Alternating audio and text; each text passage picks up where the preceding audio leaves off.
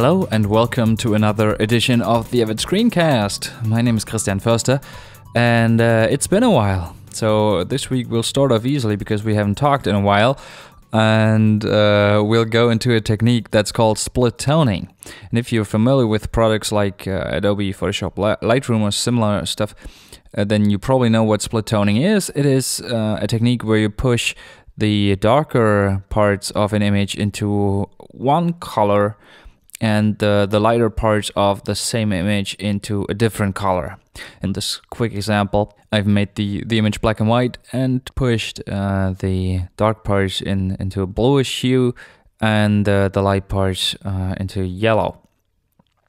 Now there is actually an effect in Boris Continuum Complete that can accomplish a similar thing, and you can find it in the effect palette under BCC Color and Blurs and BCC Tritone. So you may want to check out this effect and see how it works. It's actually pretty simple to understand. Otherwise, check out the help file. But generally, if I can, I'm always trying to avoid the Boris effects. Not because they're bad, but because I like real-time effects. And split toning can actually be accomplished with a normal color correction. So let's get rid of what I've done here and go into color correction mode. And the first thing I'm going to do is I'm here in the Curves tab, and I'll increase the contrast a little. Just a bit. And as you probably remember, the correction that I'd done was in black and white. So the second thing I'm going to do is turn down the master saturation to 0. And because the master saturation is actually here in the HSL tab under controls, and the color correction is processing stuff from left to right, what this means is that I can actually add colors after the fact, even though the saturation is turned all the way down. That might sound counterintuitive at first, and it can yield some weird effects sometimes that you may not want, but in this case we'll make use of it.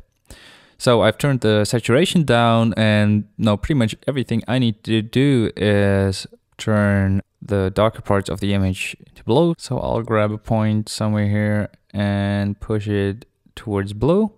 Now the whole image has become blue, of course, and I wanted the bright parts to be kind of yellowish, so that's what I'm going to do. It's kind of a reverse S-curve here. And if I turn the correction on or off, you can see the difference. This is a pure black and white image. This is a black and white image with some tinting.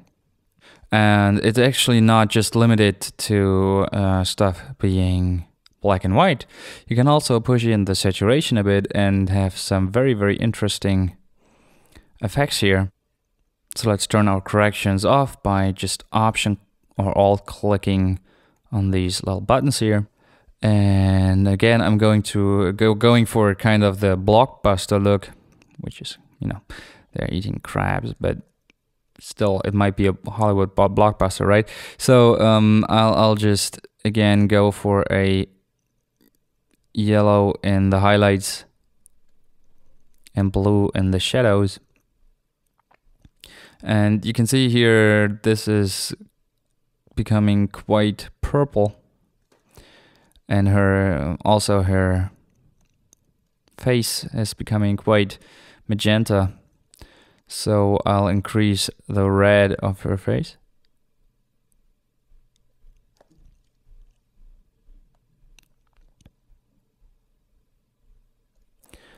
And I'll decrease the red of the shadows.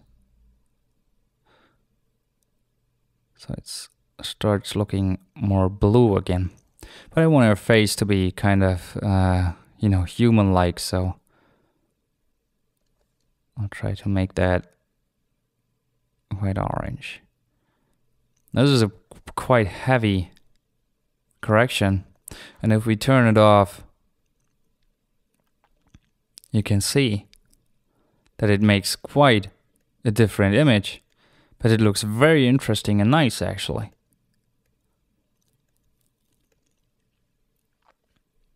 And so if you play around with these curves, you can, have some really, really interesting split toning effects.